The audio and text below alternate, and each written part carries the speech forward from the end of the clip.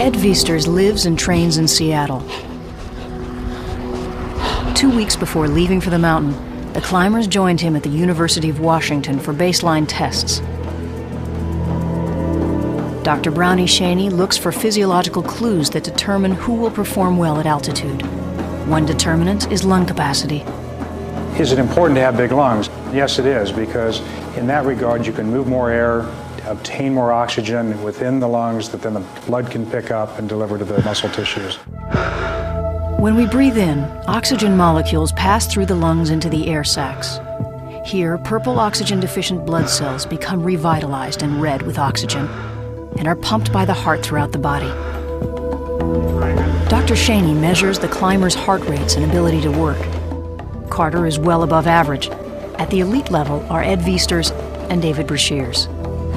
The elite high-altitude climber can trudge through the snow, break trail, climb up a cliff at their maximum capability for hours.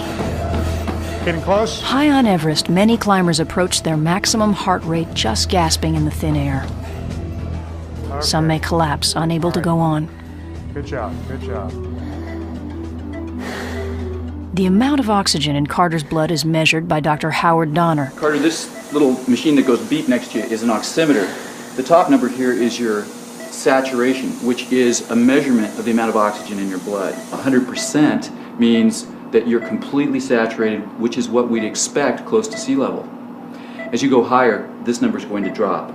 This lower number is your pulse, and you see you have a nice slow pulse at 63, which is normal for you resting. And as you go up in altitude, a normal response is to see your pulse rate go up. Carter is now given a decreased level of oxygen to simulate going to high altitude. His body strives to get more oxygen.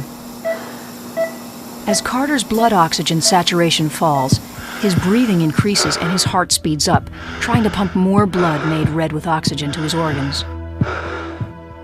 Over time, more oxygen-carrying blood cells will be produced to carry the oxygen where it is most needed, to the muscles and brain.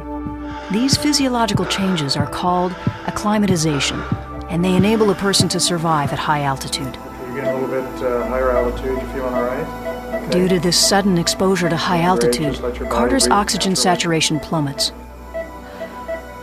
He will ultimately pass out from the lack of oxygen to his brain. We've found some abnormalities previously in high-altitude climbers.